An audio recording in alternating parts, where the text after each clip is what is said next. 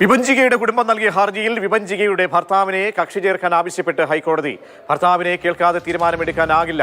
നിലവിൽ കുടുംബം ഉന്നയിക്കുന്നത് ആരോപണങ്ങളാണ്. ഭർത്താവ് കുറ്റകൃത്യം ചെയ്തു എന്ന് കരുതി കുഞ്ഞിന്റെ മൃതദേഹത്തിൽ അവകാശമില്ല എന്ന് എങ്ങനെ പറയാനാകുമെന്നും കോടതി ഇപ്പോൾ ചോദിച്ചിരിക്കുന്നു. എസ് രാഗനുണ്ട്. രാഗൻ, വളരെ പ്രധാനപ്പെട്ട ചോദ്യങ്ങളാണ് ഈ കോടതി ചോദിക്കുന്നത്. കാരണം കുടുംബത്തിന്റെ ആരോപണമാണ്, കുടുംബമാണ് ഈ ഹർജിയുമായി സമീപിക്കുന്നത്. അപ്പോൾ സ്വാഭാവികമായും എതിർകക്ഷിയെ കേൾക്കുക എന്നതിലേക്കാണോ കോടതി പോകുന്നത്?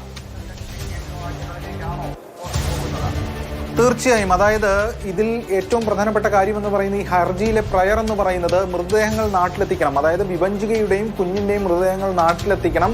അതിന് ഹൈക്കോടതി കേന്ദ്ര വിദേശകാര്യ മന്ത്രാലയത്തിന് നിർദ്ദേശം നൽകണം. ഇതായിരുന്നു ആവശ്യം. ഈ ആവശ്യമാണ് കോടതി പരിഗണിച്ചത്. അപ്പോൾ കോടതി ചോദിച്ചത് എന്തിനാണ് മൃതദേഹങ്ങൾ നാട്ടിലെത്തിക്കണമെന്ന് ഇപ്പോൾ പറയുന്നത് എന്ന് ചോദിച്ചു. അപ്പോൾ മതപരമായിട്ടുള്ള ആവശ്യങ്ങളുണ്ട്, ചടങ്ങുകൾ നടത്തേണ്ടതായിട്ടുണ്ട്. മാത്രമല്ല അത് ആ മൃതദേഹങ്ങൾ ഇവിടെ എത്തിക്കേണ്ടത് ഈ കേസുമായി ബന്ധപ്പെട്ട കാര്യങ്ങൾക്കൊക്കെ ആവശ്യമാണ് എന്നടക്കമുള്ള കാര്യങ്ങളും ഹർജിക്കാരി പറഞ്ഞു. അപ്പോൾ കോടതി ചോദിച്ച പ്രധാനപ്പെട്ട ചോദ്യം എന്ന് പറയുന്നത് മൃതദേഹം കാണുന്നത് പോലെയല്ല അതിൽ ഒരു ക്ലെയിം ഉന്നയിക്കുന്നത്, മൃതദേഹത്തിൽ ക്ലെയിം ഉന്നയിക്കുന്നത് ഭർത്താവിനല്ലേ നിയമപരമായിട്ടുള്ള അവകാശം എന്ന കാര്യമാണ് കോടതി ചോദിച്ച പ്രധാനപ്പെട്ട ചോദ്യം.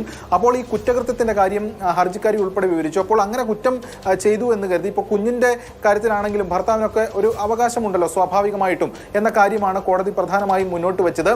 ഇത് ഒരു റിലീജിയസ് റൈറ്റിന്റെ പ്രശ്നം മാത്രമല്ല, it is something beyond that എന്ന ഒരു കാര്യമാണ് കോടതി ഇപ്പോൾ വ്യക്തമാക്കിയിട്ടുള്ളത്. അതായത് നിയമപരമായിട്ടുള്ളൊരു വിഷയം ഇതിൽ ഉണ്ട്. മൃതദേഹങ്ങൾ അവിടെ നിന്ന് ഇവിടേക്ക് കൊണ്ടുവരുന്ന ഘട്ടത്തിൽ ഈ മൃതദേഹങ്ങളുടെ കസ്റ്റോഡിയൻ, ഒരു ലീഗൽ കസ്റ്റോഡിയൻ ആരാണ് എന്ന ചോദ്യം ഇതിൽ വളരെ പ്രസക്തമാണ്. ഈ പശ്ചാത്തലത്തിലാണ് കോടതി ഇപ്പോൾ ഭർത്താവിനെ, അതായത് വിഭജികയുടെ ഭർത്താവിനെ കക്ഷി ചേർക്കാൻ ആവശ്യപ്പെട്ടത്. അത് ഹർജിക്കാരിയോട് പറഞ്ഞിട്ടുണ്ട്. അതോടൊപ്പം തന്നെ എംബസിയുടെ നിലപാടും ഇതുമായി ബന്ധപ്പെട്ട് അറിയേണ്ടതുണ്ട് എന്ന് കോടതി ഇപ്പോൾ വ്യക്തമാക്കുകയാണ്. എന്തായാലും ഇത് കൂടിക്കേട്ട ശേഷം നാളെ കോടതി ഹർജി പരിഗണിക്കും. ആ ഘട്ടത്തിൽ ഭർത്താവിനെ കൂടി കക്ഷി ചേർക്കും. അതിന്റെ അടിസ്ഥാനത്തിൽ ഭർത്താവിനെ കൂടി കേൾക്കണം എന്നൊരു കാര്യമാണ് ഇപ്പോൾ കോടതി പ്രധാനമായും പറഞ്ഞിരിക്കുന്നത്.